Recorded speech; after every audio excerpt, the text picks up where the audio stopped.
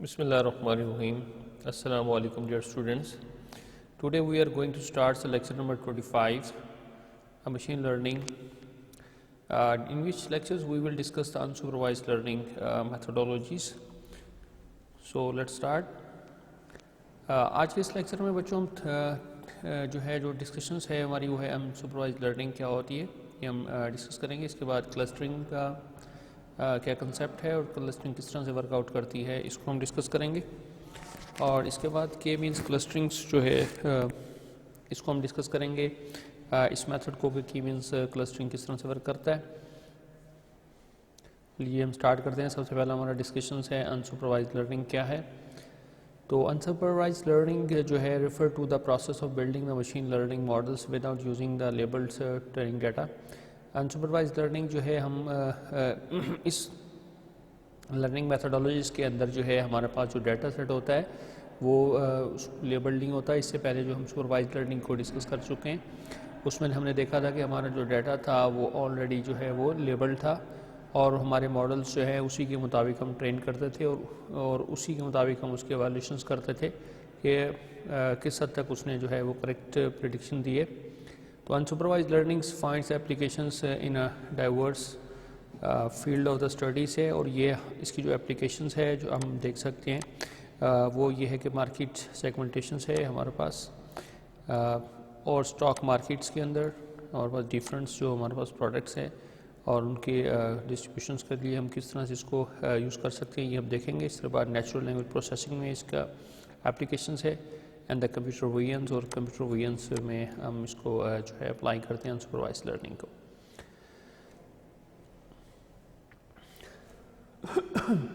Sometimes a large quantity of data exists without the labelings।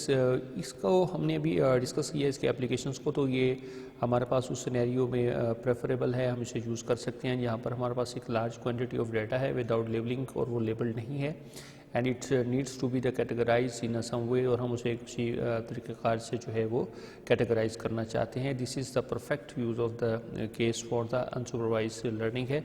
तो ऐसा जो हमारे पास यूज़ केस होगा जिसमें हमारे पास लार्ज सेट ऑफ डाटा हो एंड विदाउट लेबलिंग्स वहाँ पर हम लोग अनसुपरवाइज्ड लर्निंग को अप्लाई कर सकते हैं।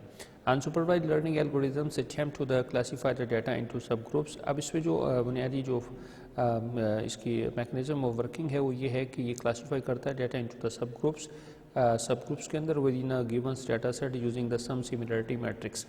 यानी किसी सिमिलरिटी मैट्रिक्स का इस्तेमाल करते हुए वो यूक्लिडियंस डिस्टेंस हो सकता है या कोई और अप्रोच जो है वो अप्लाइड हो सकती है और उसकी मदद से वो क्या करेगा हम डाटा को क्लासीफाई करेगा इन सब ग्रुप्स के अंदर।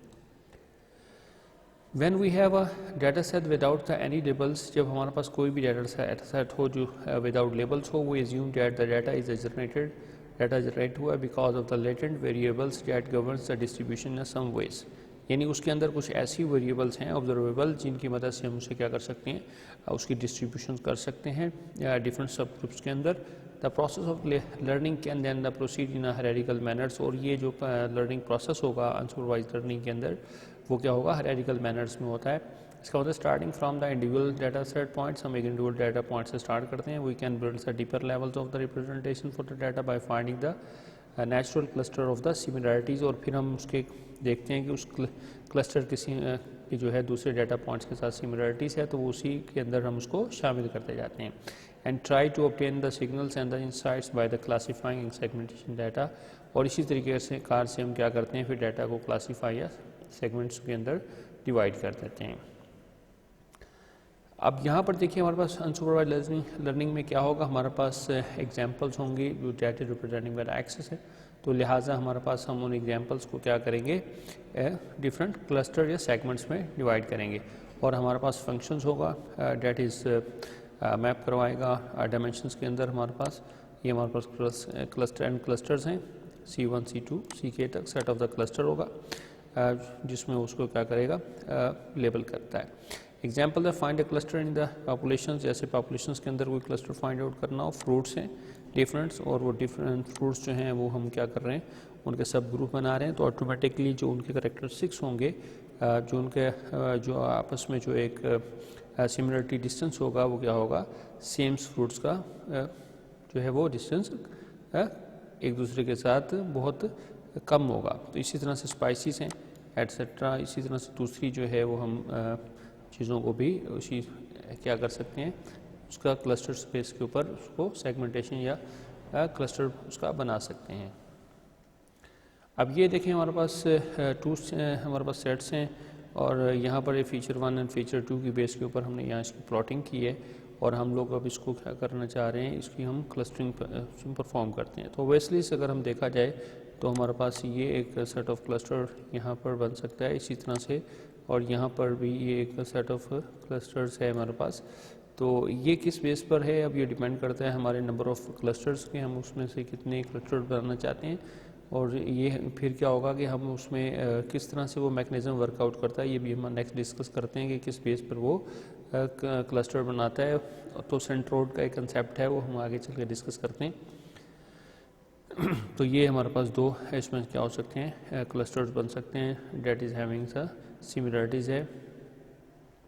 अब यहाँ पर देखिए ये मेथड्स कौन कौन से हैं इस काम के लिए हम यूज़ कर सकते हैं। तो यहाँ के मीन्स है हमारे पास जो आज हम डिस्कस करेंगे। इसके अलावा जो है गॉसियन मिक्सचर्स है, ये दूसरा मेथड्स है और अनसुपरवाइज लर्निंग के लिए। इस तरह से स्पेक्ट्रल क्लस्टरिंग्स है और नेक्स्ट जो है वो डीबी स्कैन्स है। इसी तरह से हमारे पास हायरार्किकल एग्लूमरेटिव क्लस्टरिंग्स है। तो नेक्स्ट हम अब डिस्कस करते हैं क्लस्टरिंग को। अभी हमने अनसुपरवाइज लर्निंग को देखा और इसमें फिर क्लस्टरिंग किस तरह से होती है। तो clustering is one of the most popular unsupervised learning techniques है, यानी क्लस्टरिंग इज़ अ टेक्निक और that is belong to the unsupervised learning है। The technique is use to analyse data, ये डाटा को एनालाइज करेगा और डाटा को analyse करने के बाद जो है ये फाइंड करेगा the clusters within that data, और उस डाटा के अंदर क्लस्टर्स कहाँ है। In order to find this cluster, इन क्लस्टर को फाइंड करने में वो यूज़ द सिमिलरिटी मेजरमेंट, हम यहाँ पर एक सिमिलरिटी मेजरमेंट्स का इस्तेमाल करेंगे such that the Euclidean distance है। और यूक्लिडियन डिस्टेंस अगर आपको याद हो वी हैव यूज़ इन हमारे पास जो था रिकमेंडर सिस्टम्स लैब्स के अंदर भी हमने इसको इस्तेमाल किया था for see the similarities of two users to find the subgroups. तो इसी जो है इसी को बेस बनाते हुए हम क्या करेंगे, सब ग्रुप्स नेक्स्ट फाइंड आउट करेंगे। The similarity measures can estimate the tightness of the cluster. तो सिमिलरिटी मेजर की मदद से हम जो है उस क्लस्टर्स की जो है वो जो उसके सैम्पल सेट्स हैं उनके अंदर टाइटनेस को क्या करेंगे, एस्टिमेट करेंगे। तो clustering is the process of organising data into the subgroups. तो क्लस्टरिंग एक प्रोसेस है जिसमें हम लोग क्या करते हैं, सब ग्रुप्स में डाटा को डिवाइड करते हैं। Whose elements are likely each other, जिसके एलिमेंट्स क्या होते हैं, एक दूसरे से मिलते हैं या उनमें सिमिलरिटीज़ होती है। The goal of the algorithm is to identify the intrinsic properties of the data points. तो यहाँ पर एल्गोरिथम्स का जो है काम ये है कि वो आइडेंटिफाई करेगा उनकी ऐसी properties that make them belong to the same subgroup, जिसकी बुनियाद पर वो किसी सेम ग्रुप से बिलोंग करेंगे। There is a no universal similarity matrix that works in all cases. तो जो सिमिलरिटी मैट्रिक्स है वो कोई ऐसा यूनिवर्सल नहीं है जो तमाम जो है केसेस के अंदर क्या हो, अप्लाइबल हो। That is depending on the situations, और ये सिचुएशंस पर डिपेंड करता है। Different matrix might be the more appropriate than the others. तो वो सिचुएशन पर निर्भर होता है कि उसके लिए सिमिलरिटीज़ को कैलकुलेट करने के लिए किस तरह का मैट्रिक्स क्या किया जाएगा, यूज़ किया जाएगा। अब इसकी एग्जांपल देखेंगे, clustering of the populations bye there demographics है। किसी पॉपुलेशंस को अगर हमने डिवाइड करना हो तो उसमें हम लोग जो है वो हमारे पास क्लस्टरिंग्स के बेस पर हम उसको डिवाइड कर सकते हैं। इस तरह से clustering of the geographics objects है, जैसे माइनिंग डिपॉजिट्स है या हाउसेस है। तो उस बेस बनाते हुए हाउसेस जो है वो डिपेंड करता है किस तरह से उनकी आपस में सिमिलरिटीज़ है, प्राइस के है या उसके जो है रकबा के लिहाज से हो सकती है। इस तरह से क्लस्टरिंग ऑफ स्टार्स है, आइडियो सिग्नल्स है, सेपरेशंस है। आइडियो सिग्नल्स सेपरेशंस जो है हमारे पास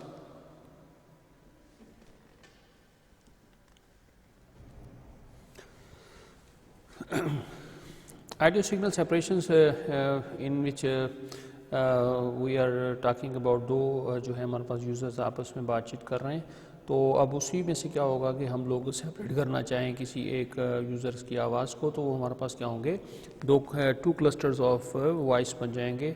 इसी तरह से इमेज के सेगमेंटेशन से अगर हम ऑटो कार की बात करें तो ऑटो कार में ऑटोमेटिकली कैमरेस होते हैं और कैमरे में इनपुट आ रहा होता है और गाड़ी के आगे क्या ऑब्जेक्ट्स है, कोई पेडिस्टल पैदल चलने वाला आदमी है या कोई गाड़ी आ रही है, तो there's a lot of different objects होते हैं, तो उनमें उनको क्लासीफाई करने के लिए वी कैन यूज़ द क्लस्टरिंग्स। तो वहाँ पर भी हम क्लस्टरिंग्स को इम्प्लीमेंट कर सकते हैं कि ताकि जो है वो इन फ्रंट जो हमारे पास ऑब्जेक्ट्स आ रहे हैं उनको जो है डिफरेंट कैटेगरी से क्या किया जाए, लेबल किया जा सके। तो अब इसका जो है हमारे पास सबसे इम्पॉर्टेंट और वाइडली यूज जो है के मीन्स एल्गोरिदम्स जो है हम लोग डिस्कस करते हैं और आइडिया लेते हैं कि किस तरह से अनसुपरवाइज्ड लर्निंग्स में ये इम्प्लीमेंट होता है। तो के means algorithms is a well known algorithm for clustering data. तो के मीन्स जो एल्गोरिदम है ये बहुत पॉपुलर है क्लस्टरिंग डाटा के लिए। In order to use it the number of the cluster is assumed beforehand. तो इसमें इसे अप्लाई करने से पहले हमें नंबर ऑफ़ क्लस्टर्स जो है वो डिटरमाइन करवाने होते हैं और उसके लिए हम लोग एक पैरामीटर यूज़ करते हैं के। The data is a segmented into the के सब groups.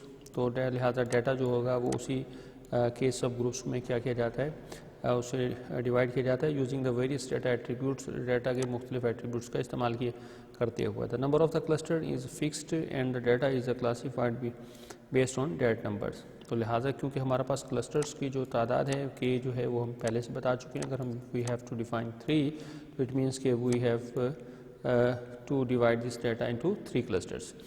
The main idea here is that we need to the update the location of the centroid with the each iterations. अब यहाँ पर हमारे पास क्या होता है, क्लस्टर्स का एक हमारे पास सेंटर पॉइंट होगा जिसे हम लोग सेंट्रोड कहते हैं और उससे हम देखते हैं कि उसके जो रेलिवेंट नेक्स्ट पॉइंट है अगर वो उसके ज़्यादा करीब है तो that is belong to this cluster, इस क्लस्टर से बिलोंग करेगा।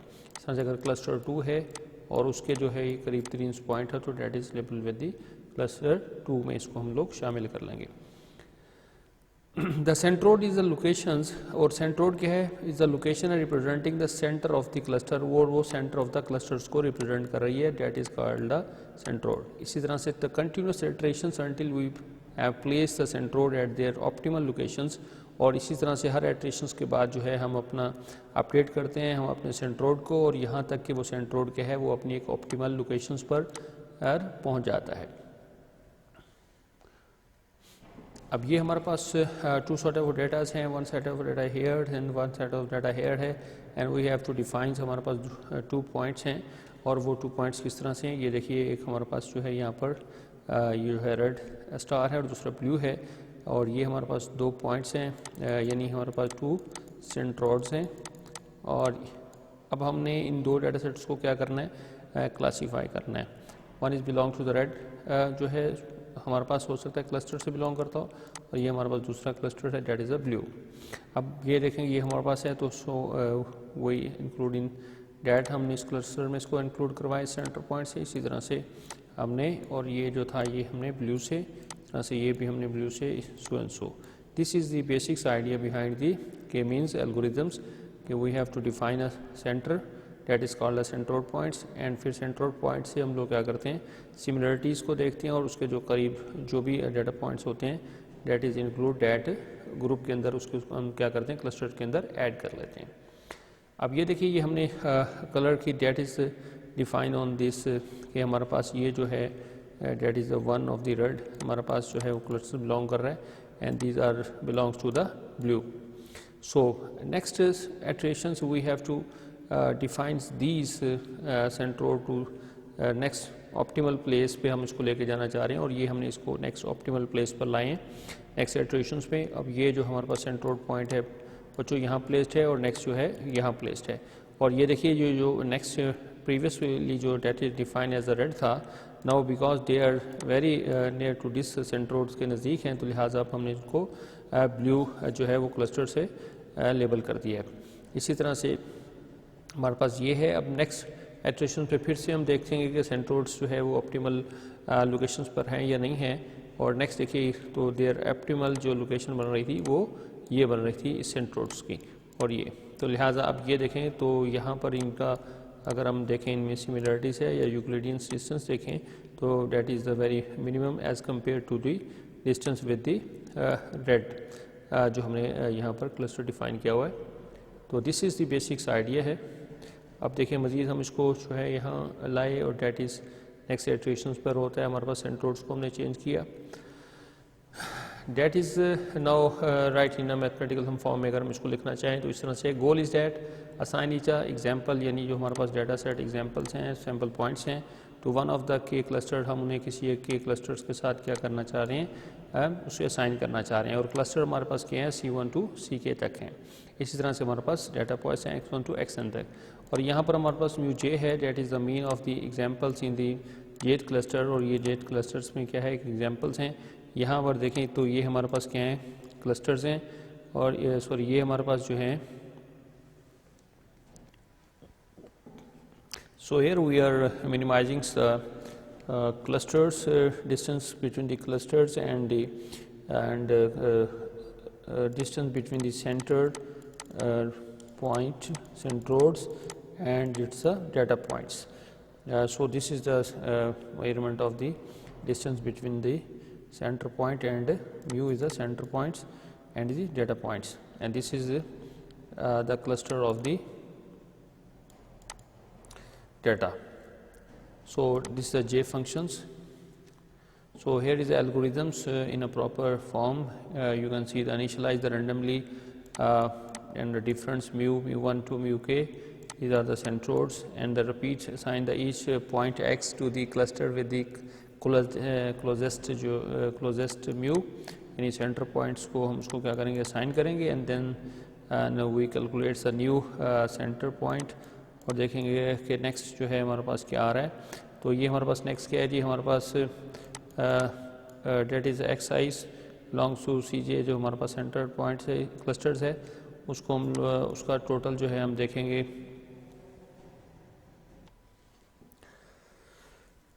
तो हम लोग जो है न्यू जो है हमारे पास म्यू यानी न्यू पॉइंट सेंटर को हम कैलकुलेट करते हैं। इसके लिए हम लोग जो है पॉइंट देखेंगे, एक्स पॉइंट जो किस क्लस्टर से बिलोंग करता है उसका सम अप लेंगे, और इसके बाद जो है that is weighted by the one of clusters जो है उससे जो है उसको वेटेड देंगे। और ये अंटिल जो है हम ये रेपिटेशंस जो है वो जारी रहेगी अंटिल के वी आर द कन्वर्जेंस जो है हमारा एल्गोरिदम्स इस पॉइंट तक ना पहुँचे। कन्वर्जेंस असल में क्या हो, means no change in the clusters. इसका मतलब है कि क्लस्टर्स में जो है मज़ीद चेंजिंग की ज़रूरत नहीं है। Are the maximum number of the iterations reach, और हम उसमें जो है मैक्सिमम जो एट्रेशंस अलाउडेड थी वो हम क्या है उसको कंप्लीट कर चुके हैं। तो के मीन्स के प्रोज एंड कॉन्स की अगर बात करें, that is a very easy to implement है, बहुत आसान है इसको इम्प्लीमेंट करना, but need to the know the K. लिहाजा यहाँ पर हमें आगाज़ में जो है के नंबर ऑफ द क्लस्टर्स जो है वो मालूम होने चाहिए इस एल्गोरिथम्स के अंदर। तो suffering from the curse of the dimensionality है। तो suffering from the curse of the dimensionality means that K when the number of in the high dimension space algorithms mean is a very less, so there is a problems and no theoretical foundations, और जो हमारे पास के means है इसकी कोई जो है theoretical foundations नहीं है। So next we are going to discuss about the k means questions, and these are questions how to set the k to optimally cluster the data, जो भी हमने डिस्कस किया है कि वी आर रिक्वायरिंग। इसमें जो है हमारे पास के डिटर्मिनेशन है कि रैंडमनेस से आपने सेट करना है या उसको जो है कोई सीट देते हैं। तो how to evaluate your model, और हम अपने मॉडल को किस तरह से एवेलुएट कर सकते हैं। How to clusters non circular shapes, और इस केस में जहाँ पर हमारे पास हमारा डाटा है वो क्या हो सर्कुलर जो है शेप्स में ना हो, तो वहाँ पर हम उसको किस तरह से जो है वो क्या क्लस्टरिंग परफॉर्म करेंगे। तो फर्स्ट हमारे पास है how to set the K to optimally clustered the data, कि वो हमारे पास जो के किस तरह से सेट हो कि वो ऑप्टिमली जो है वो क्लस्टर्स कर सके डाटा को। तो हमारे पास जी मीन्स एल्गोरिथम्स है, हार्मरले एंड एल्किन्स नैप्स 2003 में उन्होंने ये प्रेजेंट किया कि initially K to be the small number. Start में हम जो है वो के क्या है वो एक स्मॉल नंबर से उसको इनिशियलाइज करेंगे, एंड द रन द के means with the those cluster centre, और उसी को क्लस्टर जो है बनाते हुए हम उसको क्या करेंगे क्लस्टरिंग परफॉर्म करेंगे, and store the resulting centres as a C, और जो रिजल्टिंग सेंटर्स होंगे उन्हें एक सी सेट्स के अंदर क्या कर देंगे स्टोर कर देंगे। नेक्स्ट जो है हम लोग असाइन करेंगे each point two it's nearest clustered, और फिर हम लोग हर पॉइंट्स को जो है उस नियरेस्ट क्लस्टर्स से लेबल कर देंगे, उसे असाइन कर देंगे। And next is determine if the points in each cluster fit Gaussian distributions.